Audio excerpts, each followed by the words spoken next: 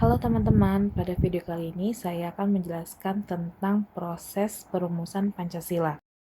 Proses lahirnya Pancasila dimulai saat dibentuknya BPUPKI atau Badan Penyelidik Usaha-Usaha Persiapan Kemerdekaan Indonesia pada tahun 1945.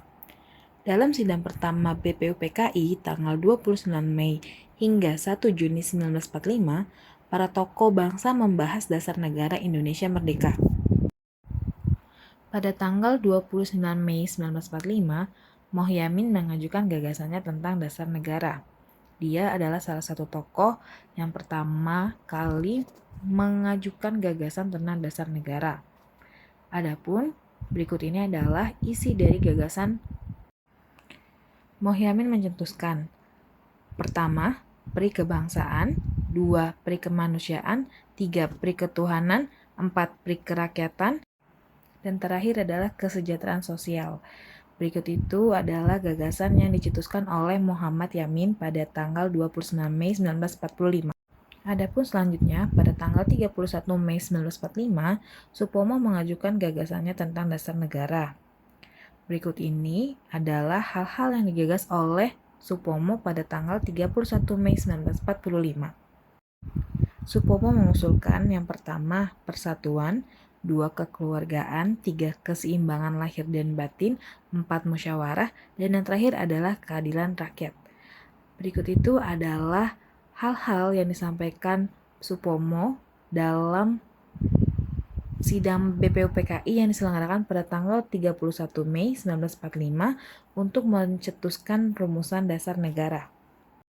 Selanjutnya disusul oleh Soekarno pada tanggal 1 Juni 1945, ia mengusulkan gagasannya tentang dasar negara yang pada kemudian hari, tanggal 1 Juni, kemudian diperingati sebagai hari lahir Pancasila.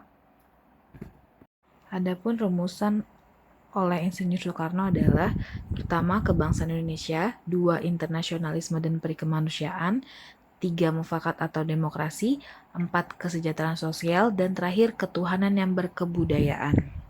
Pada tanggal 1 Juni 1945, Soekarno menyampaikan pidato yang sangat penting, karena untuk pertama kalinya istilah Pancasila diperkenalkan. Tanggal 1 Juni kemudian diperingati hari lahir Pancasila. Setelah itu, pada tanggal 22 Juni 1945, setelah sidang BPUPKI, dibentuklah Panitia 9, yang dimana menghasilkan Piagam Jakarta atau Jakarta Charter.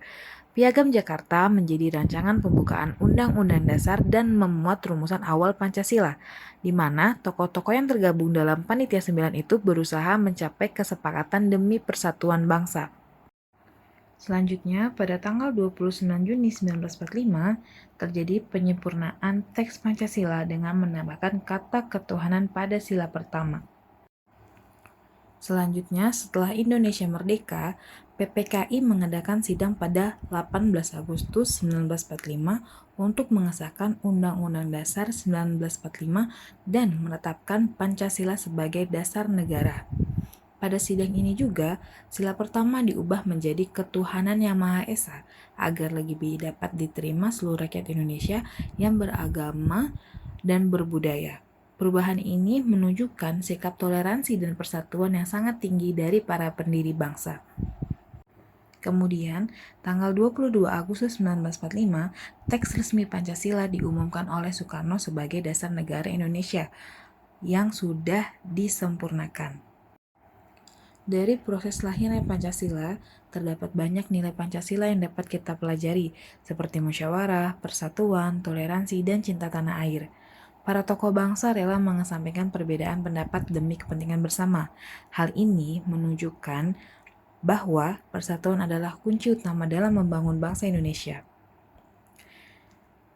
Generasi muda harus meneladani semangat para pendiri bangsa. Generasi muda juga harus belajar menghargai pendapat orang lain, bekerja sama, dan menggunakan musyawarah dalam menyelesaikan masalah. Dengan begitu, kita dapat menjaga keutuhan dan kemajuan Indonesia. Terima kasih.